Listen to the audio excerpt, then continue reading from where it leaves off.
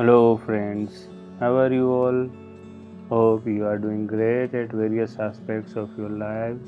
Today we are going to talk about an interesting book, The Mug of Melancholy, that takes you back to the world of fantasy, the world of magic, the world where anything can happen. There are no natural rules to be bound with. You can play with the elements of the nature and produce the desired results.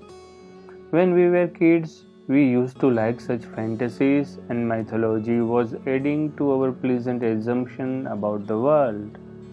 After being adult, though, we came to know that the fantasies are what they are called, just fantasies. The real world is full of harsh realities, which in turn broke off a lot of our perceptions. But the same thing tricks us into thinking about the ideal world, the world where truth only triumphs, the world where we can see our fantasies being converted into realities. And that is the reason why we love fantasy literature and, in fact, fantasy movies, TV shows, and other media. Even as a clever and wise adult, which are otherwise considered as a children literature or children fantasy stuff. For that matter, The Lord of the Rings or Narnia or Harry Potter or Gulliver's Travels books are liked equally by the children and young adults and even older people too. And I think people love to read fantasy novels as they give them the relief they need. Adding to the series, we came across a book named The Mug of Melancholy by debutant author Rohit Chakraborty. In recent times, after Deepak Kripal's Devil's Gate, An Unexpected Journey, Part 1, this is one more quality book we found that falls in fantasy genre and is written by an Indian author. The book, however, has a lot of inspiration taken from the Harry Potter books written by J.K. Rowling. While reading the book, you may draw a lot of parallels between the Harry Potter novels and the Mug of Melancholy. For example, in Harry Potter books, you have flying broomsticks. In this book, you have flying armchair. In Harry Potter books, you have port keys. Here, you have bench porting. In Harry Potter books, there is a concept of traveling through fireplace. In this book, tree traveling is explored. In Harry Potter series, there is a buckbeak. Here you have Garud. In Harry Potter book series, they have wounds. Here there is use of scepter, and the list goes on and on. And that may lead you to the question, is the book just a parody or spoof of Harry Potter book series? The small answer is no, it is not. But it is definitely highly inspired from the Harry Potter book series for sure.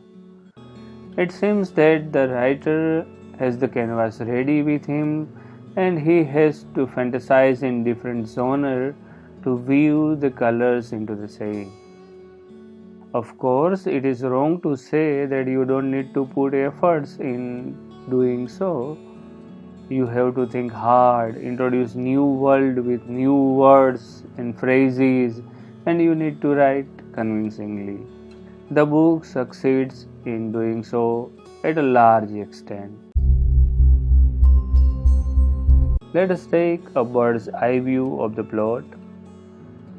Bhuvan Chauhan, on his 15th birthday, overhears a conversation between his father Anil and Neera, one of his neighbors, that makes his world upside down.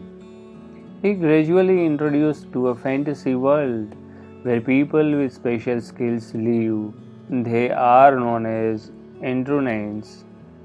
His journey in the new world passes through Jaladhara, Neera's daughter, Bhuvan's friend, Orville, a student of Padma Institute, Bhuvan's friend, Mr. Omenwisky and his daughter Ravyana, Zoya, Wraith, Amaterasu Sensui, and many more.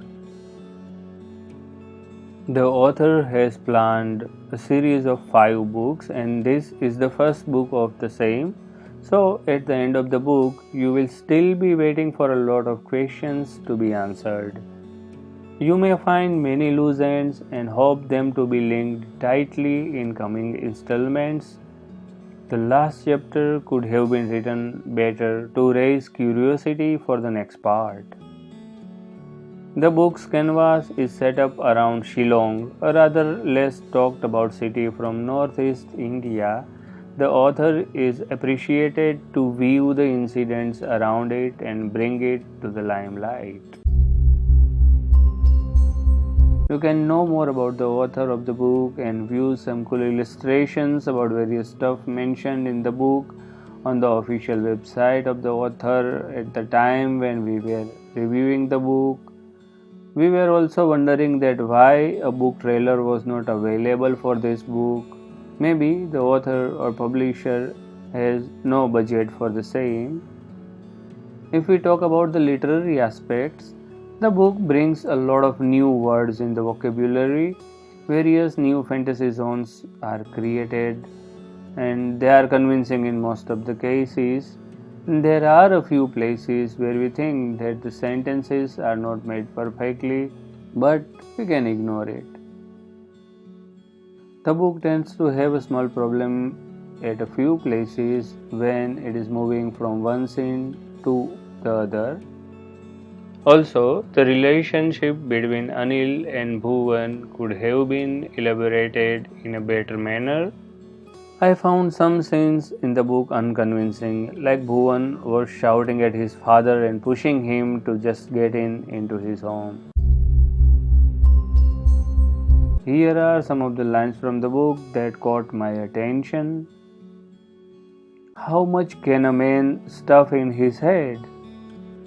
As much as it does not bother him, and he continues to love what he loves to do, said Bhuvan. The crow will caw and scorpion will sling.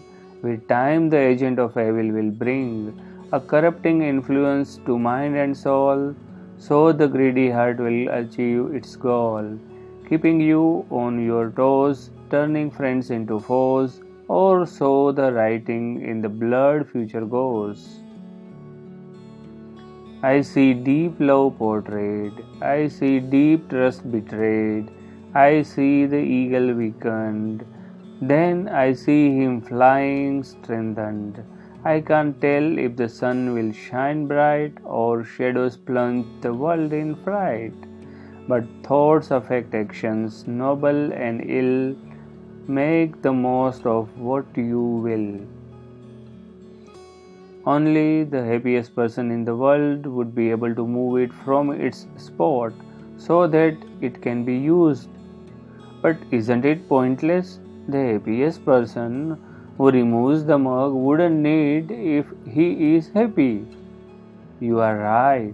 It is rather pointless, but the world would not allow one to remain happy for an eternity, would it? So, what is the conclusion?